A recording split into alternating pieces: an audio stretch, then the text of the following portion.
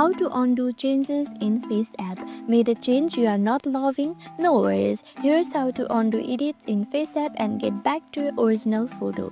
Start by launching the FaceApp app and choose a photo from your gallery. Now try out filters like a smile, makeup, features and all. Try it.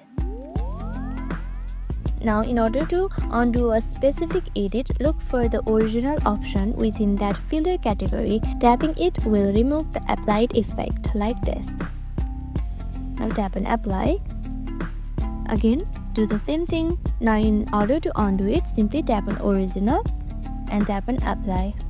Tapping it will remove the applied filters and effects like this. Once you undo, you are free to text new looks or reapply previous filters as needed. And that's how easy it is to undo changes in FaceApp. Just one tap and you are back to square one.